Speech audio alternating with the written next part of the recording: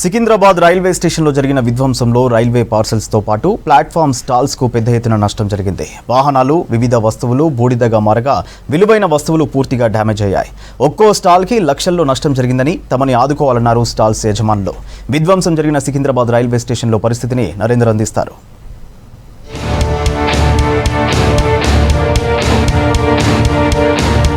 ప్రస్తుతం నేను ప్లాట్ఫామ్ 2 దగ్గర ఉన్నటువంటి స్టాల్స్ దగ్గర ఉన్నాను. ఇక్కడ నుంచి మొదలు పెడితే అట్లా చివరి దాకా దాదాపు గంటన్నర సేపు విధ్వంసం సృష్టించినట్టుగా చెప్పొచ్చు. నిరసనకారులు దాదాపు కోట్ల విలువైనటువంటి అటు గవర్నమెంట్ ప్రాపర్టీతో పాటు ప్రైవేట్ ప్రాపర్టీ కూడా భారీగా లాస్ అయినట్టుగా మనం చెప్పొచ్చు. ఇప్పుడు నిన్న మొత్తం కూడా ఈ స్టాల్కి సంబంధించినటువంటి యజమానులు కావచ్చు, ఈ సూపర్వైజర్ ఎవరు కూడా రాలేదు. ఇవాళ మధ్యాహ్నం వచ్చి ఒక్కొక్కటిగా రిపేర్ చేసుకునే ప్రయత్నం చేస్తున్నారు. వాళ్ళ ఫ్రిడ్జ్లు కావచ్చు, అలాగే స్టేషనరీకి సంబంధించిన వస్తువులు కావచ్చు, ప్రతి ఒక్కటి కూడా పూర్తిగా ఖరాబ్ అయినటువంటి పరిస్థితి ఉంది. దేనికి కూడా పనికి రాకుండా ఉన్నాయి. ఇప్పుడు మళ్ళీ ఒక్కొక్క వస్తువు కొనుక్కొని వచ్చి మళ్ళీ లోపల పెట్టుకుంటున్నటువంటి దృశ్యాలు మనకు కనిపిస్తున్నాయి.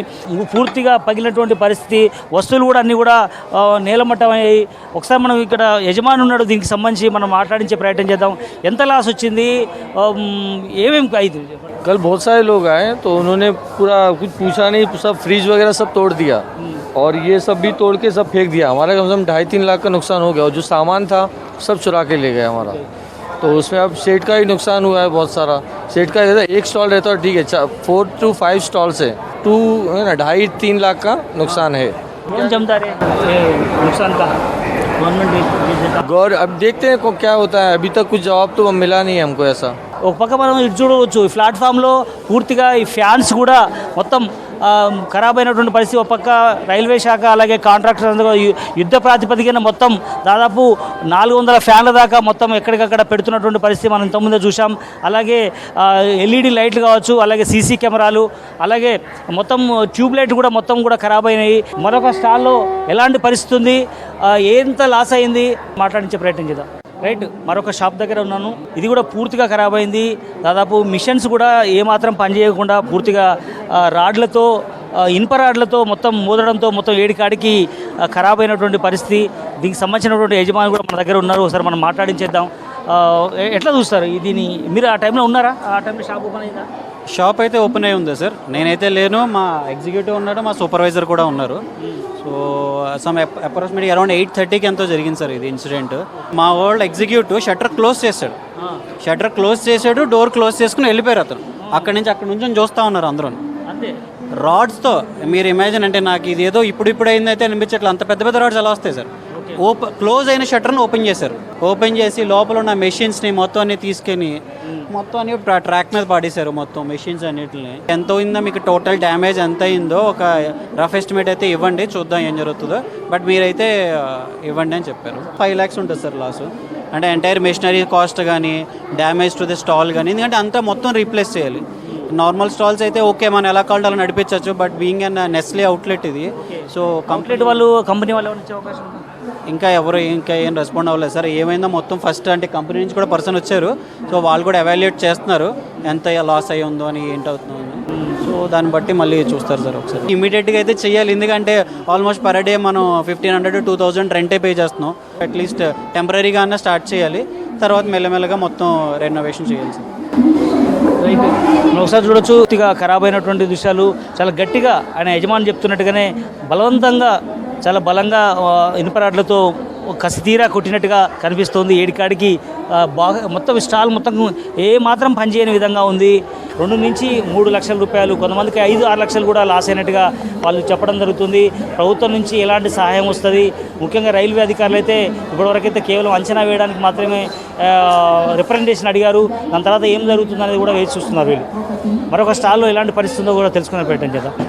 రైట్, ఇది కూడా మనం చూడవచ్చు. స్టాళ్ళు, దీనికి టీ స్టాలు, అలాగే వివిధ రకాలైనటువంటి ఫుడ్ ఐటమ్స్ అమ్మేది మనం చూడవచ్చు. ఇది మొత్తం గ్లాస్తో ఉండేది, ఇది మొత్తం కూడా ఇప్పుడు దేనికి పనికి రాకుండా ఇది స్టాల్ ఉంది. మనం ఒక పక్క ఫ్రిడ్జ్ కూడా చూడవచ్చు. దాదాపు 30 నుంచి 40,000 దాకా విలువ చేసే ఫ్రిడ్జ్ కూడా పూర్తిగా ధ్వంసమైంది. అది దేని కూడా పనికిరాని పరిస్థితిలో ఉంది. भैया कितना नुकसान हो गया?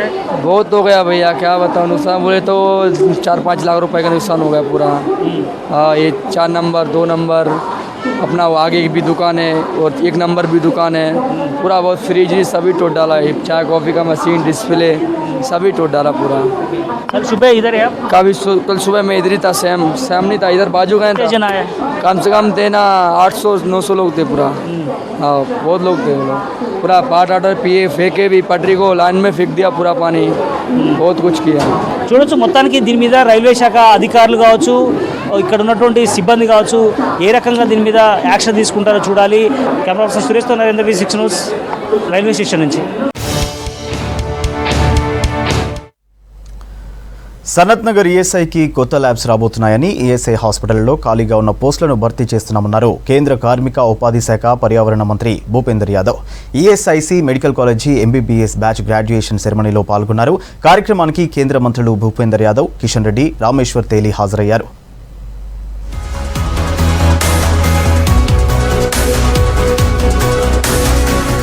నగర్ ఈఎస్ఐసి మెడికల్ కాలేజ్ హాస్పిటల్లో ఎంబీబీఎస్ మొదటి batch graduation ceremony Hyderabad Srinagar కాలనీలోని సత్యసాయి నిగమం ట్రస్ట్ ఆడిటోరియంలో ఘనంగా జరిగింది. మొదటి బ్యాచ్ కు చెందిన 100 మంది విద్యార్థులకు పట్టాలతో పాటు టాలెంట్ చూపించిన విద్యార్థులకు గోల్డ్ మెడల్స్ అందించారు కేంద్ర మంత్రులు.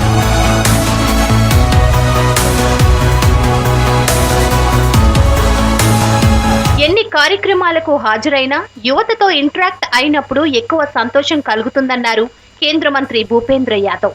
ప్రజాసేవ చేసే అద్భుత అవకాశం డాక్టర్లకే ఉందని, ఈఎస్ఐ ప్రతి కార్మికుడికి అండగా నిలబడుతుందని చెప్పారు. సంగారెడ్డి, రామగుండం, శంషాబాద్లో 100 పడకల హాస్పిటల్స్ కు స్థలం కేటాయించమని రాష్ట్ర ప్రభుత్వాన్ని కోరామన్నారు మంత్రి భూపేంద్ర యాదవ్. దేశంలో 2 చోట్ల న్యూక్లియర్ మెడిసిన్, రేడియోథెరపీ యూనిట్లు ఏర్పాటు చేస్తుండగా అందులో Hyderabad ఒకటన్నారు. I get invited to many events, but whenever I get an opportunity to interact with young people such as yourselves, I find myself particularly very thrilled. Government of India, we are requested to the state of Telangana for the allotment of the land of 100-bed hospital at Ramagundam, Shamshabad and Sangareddy. 2 more new cath lab, first for Hyderabad and second for Jaipur hospital will be sanctioned. ESI medical college విద్యార్థులు చదువుకుంటూనే corona సమయంలో రోగులకు సేవ చేశారన్నారు కేంద్ర మంత్రి కిషన్ రెడ్డి. సనత్ నగర్ ఈఎస్ఐలో ఏటా లక్షల మందికి మెడికల్ సేవలు అందుతున్నట్లు చెప్పారు. ఈఎస్ఐ కార్డులు ఉన్నవారికే కాకుండా సామాన్య ప్రజలకు సేవలు అందించినందుకు ధన్యవాదాలు తెలిపారు మంత్రి కిషన్ రెడ్డి. మీరు కోవిడ్ సేవలు కూడా అద్భుతంగా ఇక్కడ పట్టాలు పొందుతున్నటువంటి డాక్టర్లు మరి ఈరోజు సిబ్బందితో కలిసి అందించిన విషయాన్ని కూడా సంతోషపడతా ఉన్నాను. దేశంలో అనేక రకాల మెడికల్ కాలేజీలు ఉన్నాయి, అనేక రకాల హాస్పిటల్స్ ఉన్నాయి. కానీ ఈరోజు మన కాలేజీ, మన మెడికల్ కాలేజీ ఏ ప్రైవేట్ కార్పొరేట్ ఆఫీసు. ప్రధాని నరేంద్ర మోడీ చేపట్టిన ఆత్మ నిర్భర్ కు ప్రతి ఒక్కరూ సహకరించాలని కేంద్ర మంత్రులు కోరారు. పై ఫోకస్ పెంచింది గ్రేటర్ హైదరాబాద్ మున్సిపల్ కార్పొరేషన్. నగరంలో చినుకు పడితే బస్తీలు, కాలనీల్లో జనానికి ఎన్ని ఇబ్బందులు ఉంటాయో 2 ఏళ్లుగా తెలుస్తుంది. ఈ ఏడాది కూడా అలాంటి పరిస్థితి ఎదురైతే తమ ఉద్యోగానికి ఎసరు వచ్చే ఛాన్స్ ఉండడంతో ప్రమాదకర నాలాల దగ్గర సేఫ్టీ ఆడిట్ నిర్వహిస్తున్నారు బల్దియా ఇంజనీర్లు.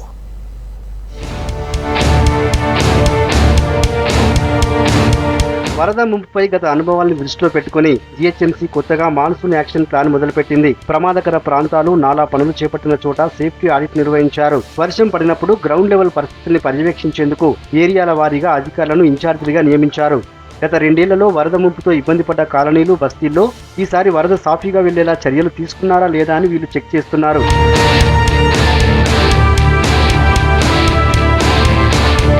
ఈ ఏడాది వరదను కంట్రోల్ చేసేందుకు జూన్ నుంచి అక్టోబర్ వరకు పనిచేసేలా దాదాపు 230 ప్రత్యేక బృందాలను నియమించారు బల్దియా ఉన్నతాధికారులు. వీటిల్లో 64 మాన్సూన్ ఎమర్జెన్సీ టీంలు, 104 మినీ ఎమర్జెన్సీ టీంలు, 150 స్టాటిక్ లేబర్ టీంలు ఉన్నాయి. ఈ టీమ్స్ ఇప్పటికే ఫీల్డ్ మీద రెగ్యులర్గా పనిచేస్తున్నాయి. నీళ్లు నిలిస్తే క్లియర్ చేసేందుకు 200కు పైగా ప్రత్యేక మోటార్లను కూడా ఏర్పాటు చేసింది బల్దియా.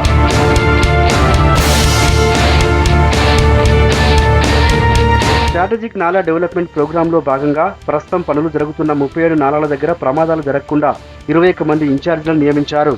ఎల్బీ నగర్, చార్మినార్, ఖైరతాబాద్ జోన్లలో మునిగిపోయే కాలనీలు వందల్లో ఉన్నాయి. వీటితో పాటు కూకట్పల్లి, సికింద్రాబాద్ జోన్స్ పరిధిలోనూ భారీగా ఇన్ఛార్జీలను నియమించారు. ఎంతమంది బల్దియా అధికారులను నియమించినా లోతట్టు ప్రాంతాల జనం మాత్రం ఈ వానాకాలంలో భారీ వర్షాలు, వరదలను తలుచుకుని భయపడుతున్నారు. రాష్ట్రానికి రాగల 3 రోజులు భారీ వర్ష సూచన చేసింది వాతావరణ శాఖ. తేలికపాటి నుంచి మోస్తరు వర్షాలు కురవడంతో పాటు కొన్ని ఏరియాల్లో భారీ వర్షాలు పడే ఛాన్స్ ఉందన్నారు అధికారులు. రుతుపవనాల కదలిక చురుగ్గా ఉండడంతో రాష్ట్రంలో వర్షాలున్నట్లు తెలిపారు. ఉత్తర, దక్షిణ, పశ్చిమ జిల్లాలకు అలర్ట్స్ అందించింది వాతావరణ శాఖ.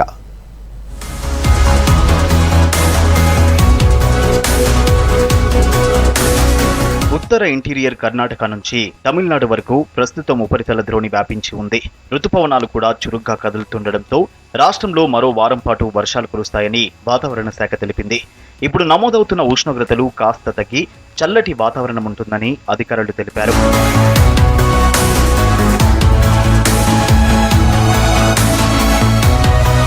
రాగల 3 రోజుల్లో ఉత్తర జిల్లాలైన ఆదిలాబాద్, కొమరం భీం, ఆసిఫాబాద్, నిర్మల్, నిజామాబాద్, కామారెడ్డి, సంగారెడ్డి, మెదక్లో భారీ వర్షాలు పడే అవకాశం ఉంది. అలాగే దక్షిణ తెలంగాణ జిల్లాలైన నాగర్ కర్నూల్, నల్గొండ, యాదాద్రి, భువనగిరి జిల్లాల్లోనూ కొన్ని చోట్ల భారీ వర్షాలు కురుస్తాయని వాతావరణ శాఖ తెలిపింది. ఈ వారం రోజుల పాటు రాష్ట్రంలో ఓ మోస్తరు వర్షాలు చాలా చోట్ల పడతాయి. ఈ నెల 26 నుంచి రుతుపవనాలు చురుకుగా కదలడం వల్ల ఎక్కువ వర్షపాతం నమోదయ్యే ఛాన్స్ ఉంటుందని అధికారులు చెప్పారు. హైదరాబాద్లో సాధారణ ఉష్ణోగ్రతలు నమోదవుతూనే సాయంత్రం అయ్యేసరికి ఉరుములు మెరుపులతో వర్షాలు పడతాయన్నారు. ఉత్తర తెలంగాణ మరియు దక్షిణ తెలంగాణ జిల్లాల్లోని చెదురుమదురుగా మరియు భారీ వర్షాలు కురిసే అవకాశం అయితే కనిపిస్తూ ఉంది. ముఖ్యంగా ఈ 3 రోజుల్లోని ముఖ్యంగా ఉత్తర తెలంగాణ జిల్లాలైన ఆదిలాబాద్, కొమరంభీం, ఆసిఫాబాద్, నిర్మల్, నిజామాబాద్, కామారెడ్డి మరియు సంగారెడ్డి, మెదక్ ఈ ప్రాంతాల్లోని మనకి 1-2 చోట్ల భారీ వర్షాలు కురిసే అవకాశం ఉంది. అలాగే దక్షిణ తెలంగాణ జిల్లాలైన నాగర్ కర్నూలు మరియు నల్గొండ, యాదాద్రి, భువనగిరి జిల్లాల్లో కూడా ఈరోజు, రేపు, ఎల్లుండిలో కూడా మనకి చాలా వరకు 1-2 చోట్ల భారీ వర్షాలు కురిసే అయితే అవకాశం కనిపిస్తూ ఉంది. రుతుపవనాలు రాష్ట్రంలోకి ప్రవేశించిన తర్వాత వర్షాలు బాగానే పడుతున్నాయి. దీంతో ఇప్పటి వరకు చదును చేసుకున్న నేలలో వరి, సోయా, చిక్కుడు, పత్తి లాంటి పంటల విత్తనాలు పెట్టడం మంచిదని సూచిస్తున్నారు వాతావరణ శాఖ అధికారులు. ఇప్పటి వరకు చదును చేసుకున్న నేలల్లోని ముఖ్యంగా వరి కానీ, అలాగే సోయా, చిక్కుడు, అలాగే పత్తి ఇవన్నీ 60 సెంటీమీటర్ల లోతు వరకు మనకి తడిచేంత వరకు ఉన్నప్పుడు విత్తనాలు విత్తుకోవడం అయితే మంచిది. ఎందుకంటే ఇప్పుడు మనకి కంటిన్యూస్గా వర్షాలు వచ్చే అవకాశం కనిపిస్తున్నది కాబట్టి దీన్ని అదనుగా తీసుకొని మీకు విత్తనాలు విత్తుకోవడం అనేది చాలా ముఖ్యంగా రైతులకు మాత్రం చెప్పడం జరుగుతుంది. అలాగే ఇప్పుడు ఈ వర్షాలు విస్తారంగా ఉన్నాయి కాబట్టి కోళ్ళ పరిశ్రమ కానీ, యజమాని పరిశ్రమ కానీ చూసుకున్నట్లయితే కొద్దిగా వర్షాలు ఉన్నాయి కాబట్టి వాటిని నీడలోనే ఉంచడం అనేది ముఖ్యంగా ఉన్నది, మంచిది. రాగల 3 రోజులు రాష్ట్రంలో ఎల్లో అలర్ట్స్ ఉన్నందున దానికి తగ్గట్టుగా జనం జాగ్రత్తలు తీసుకోవాలని అధికారులు చెబుతున్నారు. మేడ్చల్ జిల్లా కాప్రా సాయిబాబా నగర్ కాలనీలో పట్టణ ప్రగతిలో పాల్గొన్నారు మంత్రి మల్లారెడ్డి, మేయర్ గద్వాల విజయలక్ష్మి. 5 కోట్లతో నిర్మించే అండర్ గ్రౌండ్ డ్రైనేజీ పనులకు శంకుస్థాపన చేశారు. పట్టణాభివృద్ధి కోసమే సీఎం కేసీఆర్ పట్టణ ప్రగతి అమలు చేస్తున్నారని చెప్పారు. ప్రజలకు మెరుగైన సేవలు అందించడమే ప్రభుత్వ లక్ష్యమని తెలిపారు.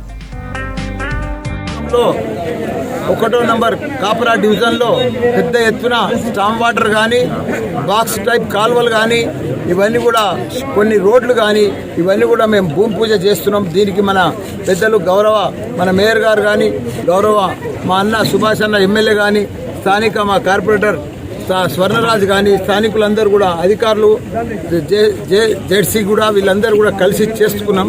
ఏది ఏమైనా గత 2 సంవత్సరాల కింద వర్షం పడ్డది, 100 సంవత్సరాల కింద వర్షం పడ్డది. అది దానికి తోడు ఆ వర్షం నీళ్ళన్నీ కూడా స్టామ్ వాటర్ అన్నీ కూడా చెర్లలోకి వెళ్ళి ఇళ్ళకి వచ్చినాయి కాబట్టి చాలా ఇబ్బందికరమైంది. కాబట్టి అవి రాకుండా మరలా అంత పెద్ద వర్షం పడ్డా కానీ రాకుండా స్టామ్ వాటర్ కోసం ఈ 5 కోట్ల చిల్లర కూడా ఖర్చు పెట్టి చెర్లలకు కూడా బైపాస్ చేస్తూ, డ్రైనేజ్ నీళ్లు చెర్లలకు రాకుండా బైపాస్ చేస్తూ అవన్నీ కూడా కాలువలు, పైపులు ఇవన్నీ కూడా వేసుకుంటా ఇవన్నీ కూడా పెద్ద ఎత్తున బడ్జెట్ 1000 కోట్లు కేటాయించి మొత్తం మన జిహెచ్ఎంసీ కానీ, సరౌండింగ్ మున్సిపాలిటీ ఏరియాలు కానీ ఇవన్నీ కూడా స్టామ్ వాటర్ కోసం పెద్ద ఎత్తున పైప్ లైన్లు పని జరుగుతున్నాయి.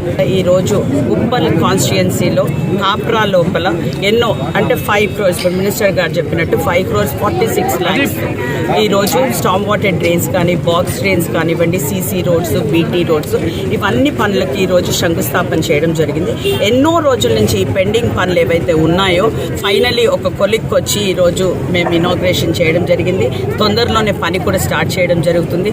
అదే మీరు చూసినట్టయితే ఈరోజు మేము ఏదైతే పట్టణ ప్రగతి కూడా స్టార్ట్ చేసి ముందస్తు అంటే ఇప్పుడు మా మినిస్టర్ గారు చెప్పినట్టు SNDP ద్వారా స్ట్రాటజిక్ నాలా డెవలప్మెంట్ ప్రోగ్రామ్ కింద ఈరోజు 1000 కోట్లు నిధులు తెచ్చుకుని మేము కాలువలోంచి అంటే మీరు అన్నట్టు ఇప్పుడు మనకి ఎక్కడైతే నాలాలు ఎంక్రోచ్మెంట్స్ అయినాయో ఆ ఎంక్రోచ్మెంట్స్ తీయడం కానివ్వండి, రీటైనింగ్ వాల్స్ కానివ్వండి, డీసిల్టింగ్ కానివ్వండి, ఇట్లాంటి అన్ని పనులు అంటే మళ్ళీ వస్తే వాటర్తో పబ్లిక్ ఇనండేట్ కాకుండా, హౌజెస్ ఇనండేట్ కాకుండా ఈ చర్యలు ముందస్తే మేము తీసుకుని ముందస్తు జాగ్రత్తలు.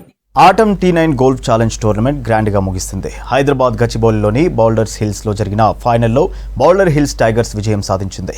నోవాటెల్ స్టార్స్ టీం రన్నరప్గా నిలిచింది. విజేతలకు Visakha Industries managing director Saroja Vivekanand, boxer Nikhat Zareen medals ప్రదానం చేశారు. క్లోజింగ్ సెరమనీలో Visakha Industries JMD Vamsi Gaddam, cricketer Pranavi పాల్గొన్నారు.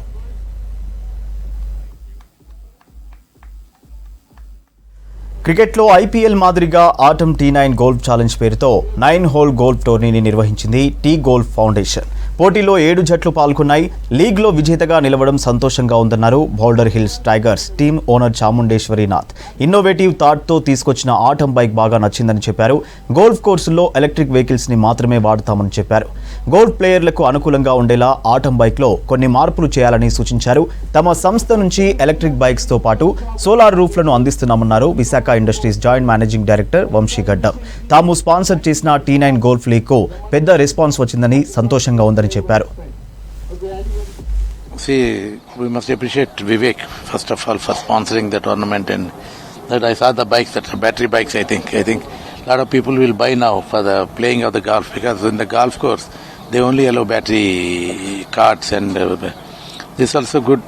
I think I should ask Vivek to have a small place to keep the kit so that everybody can buy the Atom scooter, and lot of scooters will be sold here only in the golf course. This is a very big golf course, 280 acres of golf course, 18th hole international standards.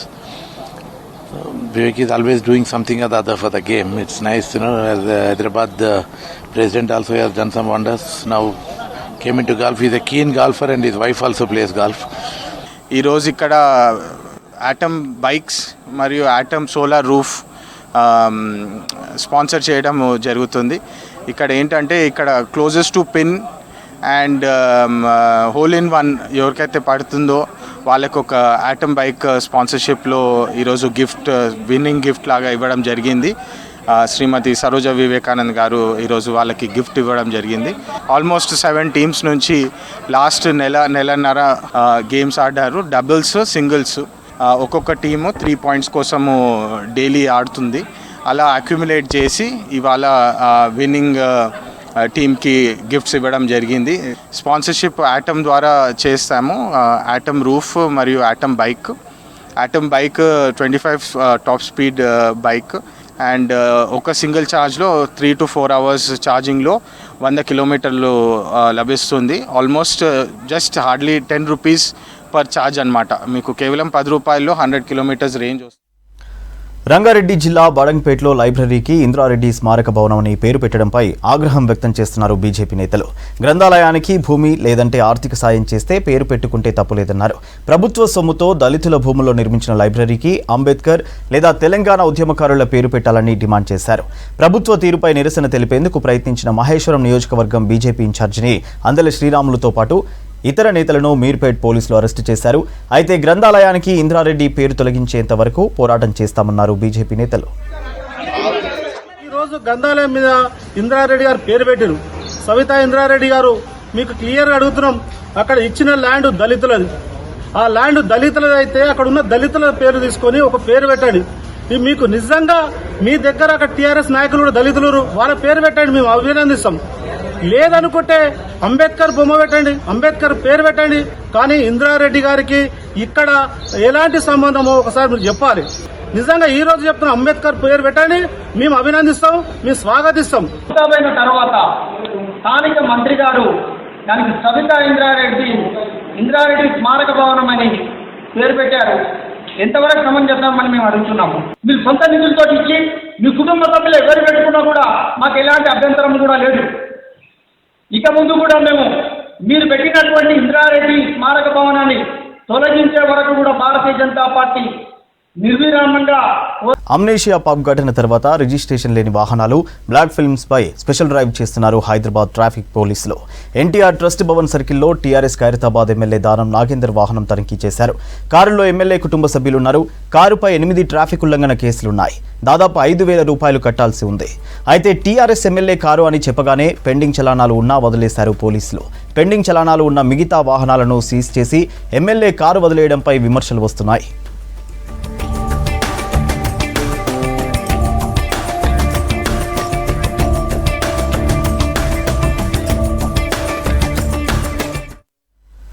Hyderabad బాజ్పల్లిలోని doctor Reddy's lab company ముందు ఆందోళన చేశారు కార్మికులు. అన్యాయంగా తొలగించిన 175 మంది ఆపరేటర్లను బేషరతుగా విధుల్లోకి తీసుకోవాలని డిమాండ్ చేశారు. లేకుంటే కార్పొరేట్ కార్యాలయాన్ని ముట్టడిస్తామని హెచ్చరించారు. రకరకాల హింసలకు గురి చేస్తున్నారు. లోపల తీసుకోవాలి. వాళ్ళకి చేసే పని ఆపరేటర్ కాబట్టి రిటర్న్ ఇన్స్ట్రక్షన్స్ ఇచ్చి వాళ్ళని ఆపరేటర్గా లోపలికి తీసుకోవాలని చెప్పి కోరుతున్నాం. అలాగే ఏదైతే అపోజిషన్ వాళ్ళకి మేము చెప్పామో మీరు అందరూ కలిసి కోఆపరేషన్గా ఈ యొక్క టీం వీళ్ళతో యూనియన్ చేద్దాము. యూనియన్ చేసిన తర్వాత నేను యునానిమస్ లాగా కూడా రఘునందన్ ప్రెసిడెంట్గా ఎన్నుకుంటాను కూడా మాకు అభ్యంతరం లేవని కబురు చేసినా కూడా మేనేజ్మెంట్కి అమ్ముడు పోయి ఆ యొక్క యూనియన్ వాళ్ళు రావటం లేదు. కనుక వాళ్ళ యొక్క దుశ్చర్యలను ఖండిస్తున్నాం. మేనేజ్మెంట్ కూడా ఏదైతే ప్లాంట్ మేనేజరు ఇదివరకు ఆపోటెక్స్లో 306 కేసు వల్ల సస్పెక్టెడ్ అవడం జరిగింది. మన కంపెనీలో పనిచేసే గిరీష్ అనే అతను ఆ యొక్క యూనిట్కి వెళ్ళి జనరల్ సెక్రటరీగా ఉండి యూనియన్ పెట్టినందువల్ల సస్పెండ్ అవడం జరిగింది. కానీ అక్కడ చెప్పే వివరాలు ఏంటంటే అతను సూసైడ్ చేసుకున్నాడని చెప్తున్నారు.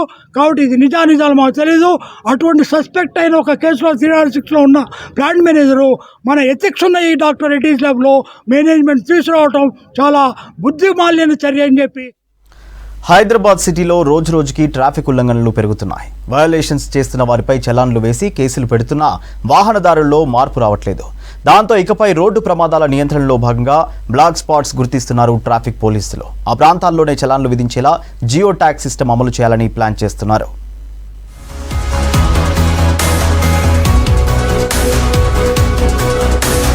హైదరాబాద్ నగరంలో cell phone driving, wrong route driving, signal jumping, wrong parking, minor driving, triple riding, మితిమీరిన వేగం లాంటి ట్రాఫిక్ ఉల్లంఘనలు ఎక్కువగా జరుగుతున్నాయి. పోలీసులు స్పెషల్ డ్రైవ్ చేసి ఫైన్లు వేస్తున్నా కొందరు వాహనదారులు అంతే నిర్లక్ష్యంతో డ్రైవ్ చేస్తూ ప్రమాదాలకు కారణమవుతున్నారు. దాంతో రోడ్డు ప్రమాదాల నియంత్రణలో భాగంగా ఎక్కువగా యాక్సిడెంట్ జరిగే బ్లాక్ స్పాట్స్ ను గుర్తించారు ట్రాఫిక్ పోలీస్ అధికారులు. రోడ్లపై ఎక్కడ పడితే అక్కడ చలాన్లు విధించకుండా బ్లాక్ స్పాట్స్ ఏరియాల్లో జియో ట్యాగ్ సిస్టమ్ అమలు చేయనున్నారు. వారికి కూడా ఇప్పుడు ఇచ్చే కెమెరాస్ కూడా జీపీఎస్ బేస్డ్ కెమెరాస్ ఉంటాయన్నమాట. అంటే వాళ్ళు ఎక్కడ ఆ ఫొటోస్ని వాళ్ళు క్లిక్ చేస్తున్నారో అది మనకు లొకేషన్ వస్తుందన్నమాట. సో వాళ్ళు ఎక్కడంటే అక్కడ ఒక దగ్గరే వాళ్ళు ఎక్కువ కేసెస్ కొట్టడం అది చూస్తే కనుక అతను రేపు మనం ప్రశ్నించడానికి అవకాశం ఉంటుంది. సో అందుకోసం ఇప్పుడు కెమెరాస్ అన్నీ కూడా జీపీఎస్ బేస్డ్ కెమెరాస్ తీసుకుంటున్నాం. యాక్సిడెంట్ ప్రోన్ ఏరియాస్లో ఎక్కువ ఫోకస్ చేస్తాం అనమాట. సో ఇప్పుడు ఈ అన్నిటి ఫైనల్ ఉద్దేశం ఏంటి అంటే యాక్సిడెంట్ ప్రోన్ ఏరియాలో హెల్మెట్ పెట్టుకోకుండా వెళ్తున్నాడా లేదా అనేది అది చూస్తాం. నిర్దేశించిన ప్రాంతాల్లో కాకుండా ఎక్కడ చలాన్ విధించినా పై అధికారులకు తెలిసేలా కొత్త సిస్టమ్ తీసుకొస్తున్నారు. సిటీలో జంక్షన్లు, యాక్సిడెంట్స్ ఏరియాలు, no parking, wrong route driving సహా కాలనీల రోడ్లను జియో ట్యాగ్ చేస్తామన్నారు Hyderabad traffic joint CP Ranganath. డ్యూటీలో ఉన్న ట్రాఫిక్ పోలీసులకు హై టెక్నాలజీ కలిగిన కెమెరాలతో జీపీఆర్ఎస్ సిస్టమ్ కనెక్ట్ చేస్తామన్నారు రంగనాథ్. బట్ ఏంటంటే దానికన్నా ముఖ్యం ఏంటంటే యాక్సిడెంట్లు తగ్గించడంలో మన కృషి అనేది ఇంపార్టెంట్ ఉంటుంది. కాబట్టి ఒక గోల్ ఓరియంటెడ్గా మేము చలాన్స్ వేయటం అనేది కూడా ఆ లక్ష్యం. అంటే మనం ఏదైతే లక్ష్యం యాక్సిడెంట్లు తగ్గాలి, ఆ తగ్గిన దానివల్ల అది రేపు ఆ బెనిఫిట్ మనకు కనపడాలన్నమాట, మనకి ఆ ఫిగర్స్ తోటి కనపడాలి. సో ఆ లక్ష్యంగా పనిచేస్తున్నాం. చలాన్లు వేయడం, ఫైన్లు వసూలే తమ టార్గెట్ కాదని, రోడ్డు ప్రమాదాలను నియంత్రించడమే లక్ష్యమంటున్నారు. జియో ట్యాగ్ చేసిన చోటే చలాన్లు వేసేలా చూస్తామన్నారు జాయింట్ సిపి రంగనాథ్. ప్రతి ఒక్కరూ ట్రాఫిక్ రూల్స్ పాటిస్తూ రోడ్డు ప్రమాదాల నియంత్రణకు సహకరించాలని కోరారు. టీ స్టాల్ నుంచి 5 స్టార్ హోటల్ దాకా ఎక్కడ చూసినా డిజిటల్ పేమెంట్స్ దే హవా. చెల్లింపులకు వీలుగా స్కానింగ్ బోర్డులు కూడా తగిలిస్తున్నారు. గతంలో ఏది కొన్నా డబ్బులే ఇచ్చేవారు. ఆన్లైన్ చెల్లింపులంటే భయపడే జనం క్యాష్లెస్ ట్రాన్సాక్షనే చేస్తున్నారు. దీంతో చాలా మొబైల్స్లో ఈ యాప్స్ కనిపిస్తున్నాయి. అయితే ఈ పేమెంట్స్ యాప్స్లోనూ మోసాలు జరుగుతుండటంతో వ్యాపారులు భయపడుతున్నారు.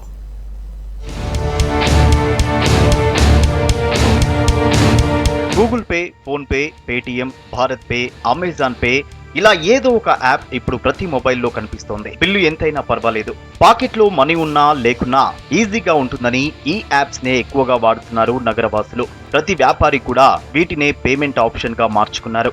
అయితే ఇందులోనూ మోసాలు జరుగుతున్నాయని వ్యాపారులు వాపోతున్నారు. ఫేక్ యాప్స్ డిజైన్ చేసి వ్యాపారులను మోసం చేస్తున్నారు కొందరు కేటగాళ్లు. ఈ కస్టమర్లు ఏం చేస్తారు, ఫోన్ కొట్టి రైట్ హ్యాండ్ చూపెట్టి వెళ్ళిపోతున్నారు. ఆ ఫోన్లు వస్తున్నాయో లేదో తెలుసలేదు. తెల్లారి చూసుకుంటే బ్యాంక్ ట్రాన్సాక్షన్ తెల్లారి వస్తున్నాయి. ఈ హోమ్ ఇట్లా చూసుకుంటున్నాం, మళ్ళీ మాకు బ్యాలెన్స్ వస్తుంది చూసుకుంటాం. మనం బ్యాంక్ ట్రాన్సాక్షన్ పోతే ఆ బ్యాంక్ వాళ్ళు మీ స్టేట్మెంట్లు ఇవ్వమంటే టైం పడుతుంది, మీరు ఎట్లా చూసుకోరా చేయరని వాళ్ళు అంటున్నారు. చాలా ఇబ్బంది అవుతుంది. ఫోన్పేలు, పేటిఎంలు, గూగుల్ పేలు వచ్చేసి ఎవరు కొడుతురే కొట్టు, అసలు పైసలు ఇచ్చి పుచ్చుకుంటే బాగుండే మా కస్టమర్లు ఎవరు ఎంత ఇస్తారు ఏంది ఏం సంగతి అని చెప్పేసి. చిల్లర ఇబ్బందులు లేకుండా డబ్బులు చెల్లిస్తుండడంతో ఈ టెక్నాలజీని వాడుతున్నామంటున్నారు వ్యాపారులు. అయితే కొందరు ఇలాంటి చెల్లింపులను వేరే వాళ్ళకి చేసి తమకు రిసిప్ట్స్ చూపించి మోసం చేస్తున్నారని చెప్పారు. తమకు డబ్బులు రాలేదని అడిగితే గొడవకు దిగుతున్నారని అంటున్నారు వ్యాపారులు. మరికొందరైతే ఫేక్ యాప్స్ తో వాయిస్ మెసేజ్లు కూడా క్రియేట్ చేస్తున్నారు. క్యాష్ ఇస్తే మంచిది అనుకోవడానికి క్యాష్ ఇయ్యారు, గూగుల్ పే ఫోన్ పే చేస్తారు, మధ్యలో ఆగిపోతుంది. వస్తుందా లేదా డౌట్. 100 మంది దగ్గర అంటే 1000 మంది దగ్గర వస్తారనుకో, ఇలా సగంలో సగం పడితే 100 మంది దగ్గర ఫోన్పే గూగుల్ పే పడితే మిగులుతుంది.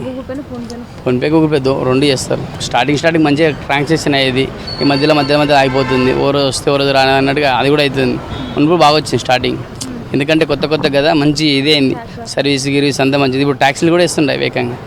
అప్పుడంటే మామూలుగా ఉంది, పర్లేదు. ఇప్పుడు ఇబ్బందే కదా, ఎందుకంటే మధ్యలో అమౌంట్ అయిపోతే మనం కూడా ఏమైనా చేసుకోవాలని కూడా ఇబ్బంది కదా. పేమెంట్ యాప్స్ మొదట్లో క్యాష్ బ్యాక్ ఆఫర్లు ప్రకటించాయి. దాంతో ప్లే స్టోర్ నుంచి కోట్లలో డౌన్లోడ్స్ జరిగాయి. ఆఫర్లకు ఆకర్షితులైన యువత ఎక్కువగా క్యాష్ లెస్ ట్రాన్సాక్షన్స్ చేశారు. కానీ ఈ మధ్య యాప్ సంస్థలు ఆఫర్లు ఇవ్వట్లేదంటున్నారు.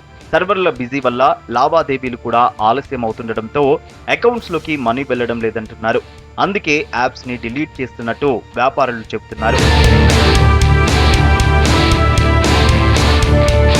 యాప్స్ లో మనీ హోల్డ్ లో పడితే బ్యాంకుల నుంచి సహకారం లభించడం లేదంటున్నారు వ్యాపారులు. యూపీఐ పేమెంట్స్ లో నెగటివ్ ఫీడ్బ్యాక్ వస్తోందంటున్నారు కస్టమర్లు. ఎంజీబీఎస్, సిబిఎస్ లో పార్కింగ్ దందా జోరుగా నడుస్తోంది. సిటీ ఆర్టీసీ బస్టాండ్ లో పార్కింగ్ చేయాలంటే వాహనదారులకు అదనపు ఛార్జీల మోత తప్పడం లేదు. బోర్డులపై ఉన్న రేట్లతో సంబంధం లేకుండా ఛార్జీలు వసూలు చేస్తున్నట్టు ఆరోపిస్తున్నారు.